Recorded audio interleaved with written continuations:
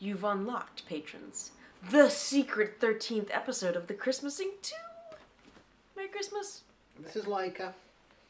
It's not actually real. It's not a real dog. Our friend thought it was a real dog, and they were like, what? Oh, it's a pretend. Yeah.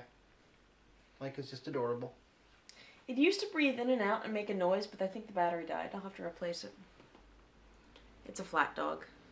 To be fair, I have a taxidermy cat, which I got in New Orleans, which is also flat. It's creepy. But it only cost me $10, and Omega was not happy when I got it. So, I was really drunk when she got it, though. You were convinced I got it because I was drunk, and I was like, no. I see a $10 taxidermy cat, I get it whenever. Regardless. Well, we were in New Orleans, and pretty much... So, we were on Bourbon Street, and... You know, you'd never been on Bourbon Street before. I'd never been in New Orleans before. I had one time. And so we went to this pub, and so you know like a slushie machine? Well, imagine like a slushie machine for every kind of cocktail that there would be, and it just went the length of the bar. And they gave it to you in like big like stadium size, like, you know, styrofoam, like over more than a pint glass. And I drank mine. She drank this much. It was like, oh no, oh, falling down, so drunk. I drank hers. And then we stopped at a convenience store on the way back, and I bought more Jack Daniels because, well, it's New Orleans, isn't it? And toothpaste, and you bought a taxidermy cat. It was necessary. Yeah. It's called Shang. It's upsetting. I think it might be like a real cat, like a real taxidermy cat. Yeah, I'm pretty sure it is. There's no bones in there, but the fur definitely seems to be real. So when we move to a new place, I'm going to bring the cat, and we're going to have it like next to the dog. I feel upset about that, because that's pretend. It's not a real, like, it is really fun when you get a real cat, and you put them in a room beside a taxidermy cat, and you can see how they react. Kippers didn't care, though. Yeah. He, like, sniffed it, and he was like, okay, and, well, yeah? Molly and Mary are sort of like, woo, about it. Yeah, well, that's because they've got sense. Kippers was my big orange tabby cat, who was basically like my frat boy roommate, who'd be like, oh, he'd be like, meow, like, what's up? But he wasn't, like, very impressed by much. I'd be like, Kipper's the thing, he'd be like, meow. He did not like getting picked up. No, he didn't. You loved to pick him up, and he'd be like, ah! And I'd be like, don't pick him up, he hates that. And she'd be like, I love you. Didn't you do some cameo you did for Spoonie? Yes. And, like, there's this really great still of her, like, holding Kippers like this, and he is in full demon cat mode, like, ears, like, back, and, like, full fangs. Yeah, and then we gave him lots of treats to compensate him for his time and effort. His movie review it was a movie called Game Something, and I think I misunderstood the point of what he wanted, so he used very little of my stuff, but yeah, I did a big extended thing. Kippers was angry. But that's not what we're here to talk about tonight, patrons. We're here to talk about Jack Frost. Or Jacques Frost, if you're French. No. No French person would say that. Why did you say that just now? I was trying to be the policeman in Hello. Oh. So it's Christmas Eve. You have to forgive me. I'm still a little bit toasty because I went out with my friends for the Christmas Eve pint. And She's so drunk. She thinks her name is Difleter Mouse. I'm not really drunk. I'm just toasty. What's your name? Omega. Difleter Mouse. You hear it? See? Anyway. So... we're very lucky that this was one of the ones I was able to snag off Dailymotion and rip to my tablet, because otherwise it would have been Pinocchio's Christmas. So I don't think you understand how lucky you got off with Jack Frost. I have never got off with Jack Frost. That's true. But yeah, so this was another Rankin Bass co-production with their Japanese production studio. So there was a lot of, like, you know, Europe.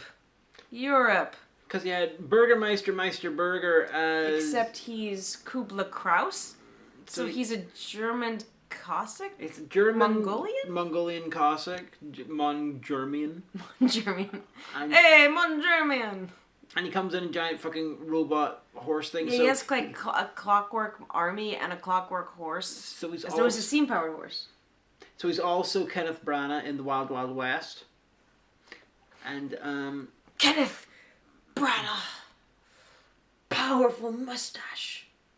The Wild Wild West. Big mustache energy. He does, though. Kenneth Branagh has a big... But the usual thing with these Rankin Bass ones is they will do a big smorgasbord of, like, European things, jam them all together, which is never ceases to amuse me. I was in Thailand once, and there was this just European restaurant. It had like Spanish guitar music. It would play it had plates which had tartan on them. It had mainly Italian food. It had a name that suggested it was French. It was just Was this the ones where they had like didn't the waitstaff have like the Irish flag, but it was upside down, so it was the Ivory Coast one? No, that was an Irish pub in Thailand. The same trip, but yeah, this one was on the beach. It looked like a real proper Irish pub. However, you look around the other direction, there's no wall. You can just see the palm trees, and they were all wearing like Gaelic football tops. But half of them had the Irish flag, and the other half had the Ivory Coast. Because if you take the tricolor and you put it upside down, it's the Ivory Coast flag. But this one is not so much that. This one, they might have been trying to do that, but this one is more like, let's take American stuff and let's project it on Europe, because they have pumpkins being really important in what might be pre-Columbian sort of Europe, before Columbia, that shithead went across to America. When were the Cossacks a thing? The Cossacks were a thing through a huge swathes of Russian history. Well, if it was the end of it, they could have technically planted. And there were serfs until like 1917. So it's. But Jack Frost is a Russian figure. Yeah, but so I think they were going for Russian, but also they're growing pumpkins because apparently that's a thing now. Yeah, so they have this thing, American thing put there, and then they have like the groundhog seeing his shadow thing is now the international sort of sign for winter, and not just a localized thing in that area. So like they're just taking... and like the groundhog was on the cover of Time magazine as well. Yeah. So either Russia's really got issues, or he's that little guy's a Time Lord. Just saying. Yeah, and he seems to be immortal. But so what it means is that these things which are localized to America, they're projecting it on in this case what seems to be Russia, like Western Russia. Yeah, because their coins are called kaputniks. Yeah, that's the level we're going for. Anyway, Jack Frost decides to do a Meet Joe Black, and in Soviet Russia, Christmas celebrate you. Okay. Nobody remembers that was funny in the 80s. Actually, it wasn't even funny in the 80s. It was just a thing in the 80s. Jack Frost does a Meet Joe Black and turns into a human. Now, because he's fallen in love with a woman. Unfortunately, unlike Meet Joe Black, we don't have the hilarious scene of a guy getting hit by 2 cars at once. He was hit by 2 horses at once. It's like a pinball. But he becomes human, and he's like, I only have until the end. No, because Father Winter says to him, all right, you can be human for a wee bit until spring. You can stay human forever if you get a house, a horse, a bag of gold, and a wife. Because you can pick all them up at Walmart, apparently. And this, you probably could. Yeah, probably. Anyway, so he becomes human, and he's got until the end of winter to do all this, even though winter you'd think would be Jack Frost's busiest time of year. And unfortunately, there's some bullshit involving a knight and Kublai Kraus, who is Paul Frees, who played Burgermeister Meisterburger, but I'm pretty sure I mentioned that. Though in my defense, this thing is repetitive. Yeah. Yeah, so he's just this knight that kind of shows up, and he's like, I'm the knight from this town who went off to become famous. And she's like, oh my gosh, I love you, Gaston. Guess what? Jack Frost, welcome to the friend zone. Like, it is. Like, they're, like, such dear friends. She's like, my cute little friend. I hope you can come to our wedding. And I was like, oh, I see a future of incel board posting in his timeline. Well, he'd be very busy being What? He can insult her by calling her frigid. And he's like, yes! I'm Jack Frost, so I know. Yeah, bitch. No, it's really bad because she's just basically just not into him. She's like, oh, hello, friend. Yeah, you can totally, like, stay in my family's house and, like, be a tailor out of, my parents' house, and, like, we're friends and everything, but look at my knight in actual shining armor has arrived, so, and he's like, hey, baby, what's the crack? I got a cape. And armor. Does Jack Frost have a cape? I think no, but he's not an asshole, though, because he comes and he's like, I've heard of the famous tailor Jack Snip. Can you mend my cape? How is he famous? He just appeared in this town. He's like, He was there for, like, literally 3 weeks. I'm called Jack Snip, and I have no history with tailoring whatsoever. And he has, like, 2 of his sprite friends, like the guy whose name is Snip, whose job it is that to, just like, makes it confusing. To design snowflakes. He becomes human to, like, watch over Jack Frost. And then Holly, she's the princess of the snow gypsies. She's just there too randomly. She's like as tiny as the Indian lady in American Horror Story Freak Show. Yeah, she's like looks like she has primordial dwarfism, and everyone's like, okay. And Kubla Kraus at one point kidnaps her because, you know, what else? What other part of the story is she really going to do? No, he kidnaps... He still kidnaps her. He kidnaps her after he kidnaps the actual Yeah, but human he girl. still kidnaps her. Oh, I remember. I just said it at one point because there's nothing else that she's going to do Oh, in and the story. Kubla Kraus has this little, like, mini-me, this little clockwork mini-me that he voices, which is kind of disturbing. Because he sings this whole song about, like, oh, I will catch the main woman and she will be my bride. And, like, the little dummy's like, but she won't, though, because she doesn't love you. So but, when you're even when your delusions tell you off, you know you've got problems. And you got Jack Frost is called Jack Snip, and you've got this other guy turned up. You know, he's also called Snip. So this film badly needed shot for shot, almost completely dialogue the same recreation of the scene from Super Mario Brothers, where the police officer's trying to explain how many Marios there are in the names of Luigi Mario and Mario. Because it's like, you know, he goes, "You're Jack Snip, yeah, and you're Snip Snip." You know, are you related? You know, okay, wait. How many times does Snip turn up and you choose names? So Kubla Kraus like kidnaps the human girl, and then like everyone goes to rescue her. Oh, and the reason I find out about this is because the family duck is fortunately visiting his like out of town relatives in the forest and sees this happen. As you do. Because this whole entire thing is narrated by, pardon me, Pete the Groundhog, as voiced by Buddy Hackett. Buddy Hackett, star of Scrooged and The Love Bug. Many other things. But yeah, so basically, then Jack Frost and his friends like, let's try to climb the other side of the mountain. The knight just like rappels the fuck up the mountain, fights everybody, saves her, and comes back down, but he's like wounded in the arm. Because I'm heroic. He's like, alright, well that's sorted. But then Jack Frost and his friends get taken captive, and then Kubla Kraus is like, well, damn it, I'm just gonna send thousands and thousands of my clockwork knights and destroy the town. It's like TikTok from Return to Oz, but look like they're actually decent at combat and evil, and there's a lot of them. Aye. And so, like, Jack Frost is like, oh, if only I was not human, if only I was Jack Frost. And he's like, fine, fuck it, Father Winter, turn me back. So he turns back into Jack Frost, and he, like, summons up this huge blizzard that basically snowbounds the whole entire castle for months. You think Jack Frost would be clever enough to realize that he could just be all like, yo, Father Winter, why don't you let me be a human with fucking ice powers? I want to bone. Why did he not say, look, I want to bone, I want to get it on. My ice rod must be cool, must be warmed. You know, there's presidents for humans humans with ice powers. Father Would be like, well, I can't say I wasn't the same when I was a wee sprite of your age. Go on and bone. Well, I was Zeus briefly. That's true. He does look like Zeus. But yeah, but then, like, Father Winter stops... I had sex with a swan when I was Zeus. I'm not going to explain it. It was complicated. Never again. Never drinking tequila again. But yeah, so then, like, Jack Frost is like, well, no, why did tequila was the mockingbird. Because Tequila Mockingbird inspired a novel. There's actually a book called Tequila Mockingbird, and it's, like, literary-based cocktails. You're welcome. But, so yeah, he's like, well, look, there's not much I can do, Jack. It's the end of winter, you know? I answer to a higher authority. Mother Nature signals me when winter might end, and it's through this groundhog. You see, once again, the Rankin Bass, crappy stop-motion cinematic universe continues to grow. So basically, Jack Frost finds, like, he goes to the city where, pardon me, Pete is, and I think it's supposed to be Puxatawny Phil, who's out in western Pennsylvania.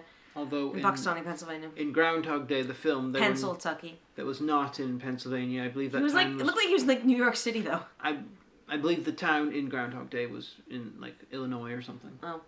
But, so he goes there and he, like, impersonates... Well, I think just the town they filmed at. Yeah. The town in the narrative was Pennsylvania. Yeah. Well, the Puxatawny, Pennsylvania is a real town. Yeah.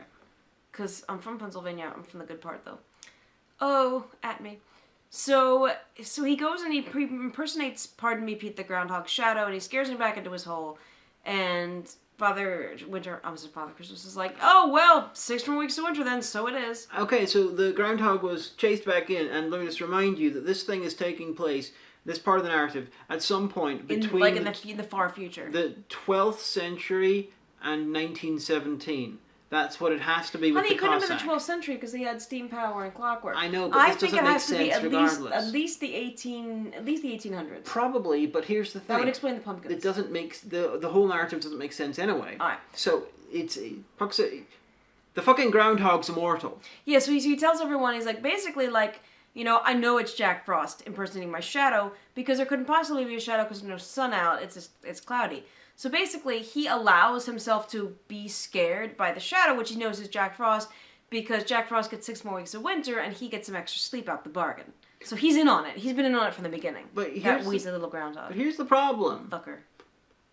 It doesn't happen every year in real life, as I understand it, because if it did happen every year, then they'd stop doing the thing because people get bored. But anyway, so he goes back. So basically, eventually, winter ends. And Father Winter's like, look, there's shit I can do. It's actually spring now. We gotta move on. And Jack Frost's like, but I want to be human and get my Mac on. He's like, all right, look. Spring starts at 12 noon today. I think he had 6 weeks to do that, and he just hangs around drinking tequila. But it's frozen. He's like, look, so if you can get a house, a horse, a bag of gold, and a wife by 12 noon today, you can stay human forever. So right. So he goes back down, he defeats Kubla Kraus, so then he basically, gets his castle. He's like, that's a house. You keep what you kill. And then, the steam-powered horse comes in and, pays fealty. He's like, all right, now I've got a horse, and I've got all the gold and taxes he's been hoarding. Great, now to get my bride. He should have married one of the robots. That's true. So he didn't want the robots. But then he could divorce them because he's human, and then he can marry someone else. That's true. See, Jack is not too smart. Because he's obsessed. He's an incel and he's obsessed. So he rides down to the town and he goes to her father. Incels are in favor of sex robots. Oh, that's a good point. And he's like, sir, can I have your daughter's hand in marriage? And he's like, no, she's marrying the knight. What are you talking about? And he's like, but I loved her. And the father has some great lines. He's like, I never heard her say she loved you. She's only had one. In fact, I never heard her say that she loved anyone before the night came, except for Jack Frost, obviously. And he's like, oh, ironic. So it strikes noon.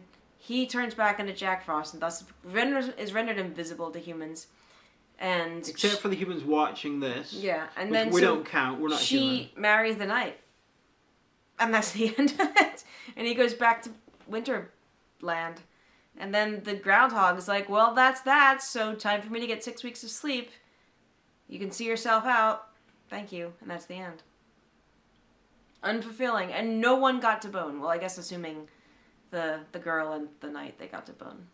And all the Russians. All the Russians, yeah. No, but there was very little for them to do. Yeah, he's like king of the Cossacks, your man Kubla Kraus, but there's no Cossacks because no one can stand to be near him. So he killed them all, and he was trapped in his castle under horrible snow, which looked like either a meringue or someone attempted to do a Christine McConnell cake and they failed.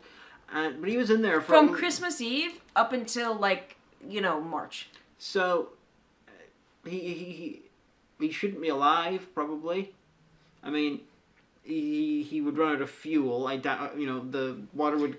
Well, there's only. I mean, it's a big castle, but he only really had to heat one room. Yeah, but and he only needed enough food for him because there's no other there's no other creatures. Yeah, but that would depend on him having all the stuff already there, and him deliberately rationing it from the start. Once the storm happens, it's like. How many days is he eating normally before he realizes, holy shit, this is never going to stop? You got the water problem. You've got the heating thing. He's going to be in more than one room. You've got the chimney, which is going to have constantly thing coming out, possibly putting the fire out. Yeah. I don't think he would survive 3 months of a very localized, blizzard on his fucking castle. The castle is not. Stone structures are not built to withstand that. I've learned a little bit about Arctic type conditions and maybe he was clockwork the whole time. Maybe he had a clockwork heart. So I'm not saying stone doesn't do anything against the cold or blizzard, but not for 3 months solid. Although Jack Frost is a better winter bringer than the Freeze Miser from the Year Without a Santa Claus. He's just with his frozen spunk head. His hair looked like frozen spunk. Go on at me. But this wasn't bad. I mean, Russian tales usually end bittersweet. Or just bitter. And then they all died. At least there wasn't Baba Yaga, running around with her, chicken foot house. I made a joke about Baba Yaga in one of my reviews, and no one ever gets it. I got it. Because it was in The Unashamed, and this guy's looking out of the windows in his house, and every time he looks out a window, the house is in a different location. Not as part of the narrative, just it looks like that's what's happening because they're using different shots even though it's the same window. So I'm like, it was Leon Thomas playing me, just Baba Yaga reference. I got it. Yeah, actually one of my favorite Mystery Science Theaters is the Jack Frost one. Because I'd actually seen that movie, like, before Mystery Science Theater. Like, my parents rented it from Family Video. And it was, like, you know, badly ADR'd into English. Oh, dear. And they were like, it's a charming fairy tale for you. And I was like, this is crap. And then when Mystery Science Theater did it, I was like, oh, I'm topical. Again. You look very tired. You look like there's only no. There's only a few minutes of the Christmasing 2 left and I'm free. Because my fans love this. My mouth again. Hagen, covered in lights. Again, apparently it's a meme. Which it should be a meme. Someone said that. Someone should meme that. So, yeah, this was like the super secret, secret level of the Christmasing 2 because I love you patrons. You get free presents. And if someone, if you get tired of not seeing me covered in Christmas lights, you can just rewatch the Elfman review, although it's blocked in the USA. Oh. Only the USA, and I apologize for that, but some people are cunts. So just VPN into another country, and there you go. So, I don't... It's stuck in your eyes again. What my glasses land. So it's Christmas Eve, and Santa Claus will be coming soon. Actually, no, he won't. My presents are already, like, on the chair. And then Hagen's presents, I'm gonna pull out the closet tomorrow morning while she's asleep and put them on the chair. We don't have a tree, and I don't celebrate Christmas. We do kind of. It's that little, like, tinsel tree that I got at the pound shop. It's just on my desktop PC. But the thing is, we don't actually have room for a big tree, so why bother, really? Yeah, but you celebrate Christmas dinner. I celebrate whatever you want me to. I will do whatever you want because I love you. Yeah, but you won't say no to me roasting a duck. Well, only because you suggested roasting a duck. Yeah, because we've got a duck. It's in the freezer. I have to defrost it. Because because Omega is amazing and wonderful and kind, and she knows that duck is my favorite kind of meat. Well, last year we roasted a duck and it turned out well. We're gonna do our big dinner. Will be Boxing Day, the day after Christmas, because my parents-in-law invited us over. Because even though they're not Christian, my mother-in-law does like to take advantage of super cheap fancy food and like roasted chicken or a turkey or something. So. Giant, yeah, we get giant turkeys or something very, very plentiful and cheap and things. So she's like, I'll make one. And she's like, come on over, and we're like, all right. So it will be us two, my parents, and my eldest sister Ali, who has minioned twice in the show, and has taken notes for a couple of movies, including Necromentia and Mystic Symbolic, and she also came up with the Condor Pants line from Condor Man. Condor Pants. And she's going to be watching... She's coming over to visit us the day after, and we're probably going to take some notes for a Paul Matthews film and another one, maybe. And eat takeaway. So that's our Christmas things, Christmas activities and wishes, and I'm working on a meta-analysis for uni, so I've got to... meta-analysis? No, a regular meta-analysis, so probably... I need to, I told my supervisor I was going to work on it over Christmas. He's like, are you really going to work on it? And I'm like, alright, maybe one of the days I'll work on it. That's how that works. But, again, you've accessed the super secret level just by being patrons. And thank you. Thank you for supporting me and Psych Media this year. And I appreciate it. Hagen appreciates it. Because I know a lot of you are some of her patrons as well, so. Hi. I was like, now you'd be, like, inspiring and Christmas and God bless us, everyone. Thank you for supporting my wife. Omega works really, really hard on the Psych Media stuff. And, you know, I know that it's hard for her to put into words just how much your continuing support means to her. I know how much it means to me. And, you know, that didn't just go with...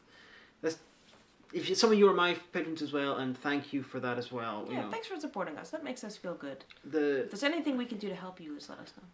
It's just pretty obvious that our shows would not exist possibly at all, definitely not in the same form without the continued support, because YouTube ad stuff, we do not make enough to support it. I make 50p.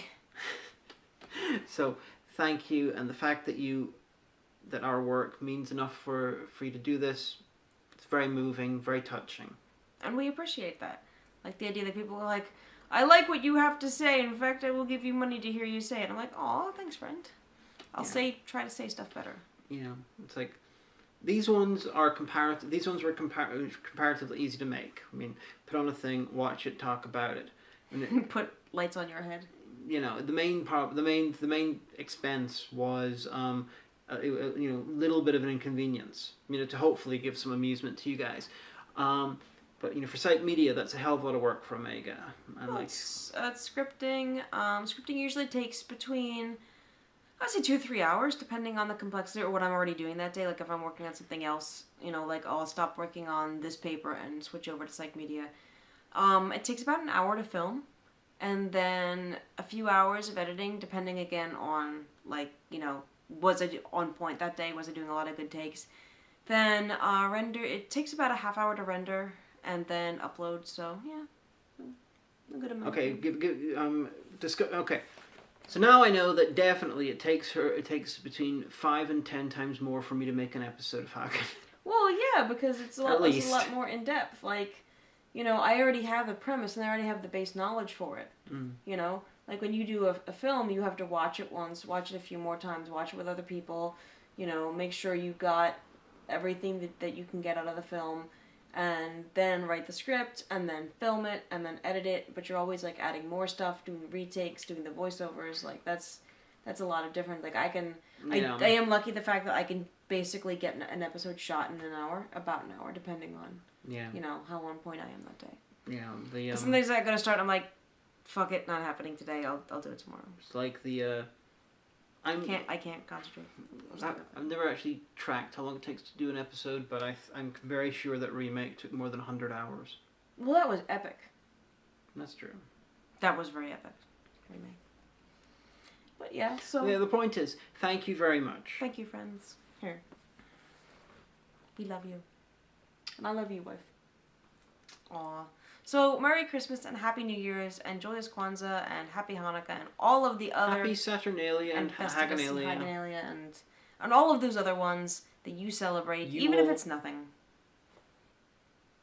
You. Vernal equinox? Is it the vernal equinox? No, it's the solstice right now. Equinox is equal night and day. So you have the vernal and autumnal equinox. It's the spring and autumn equinox. You have the summer and winter solstice. Then. Yeah. Well, that too. Mary. Mary is a cat. Mary is a cat. Who's not here. But we'll see him tomorrow. We will. And Molly, too.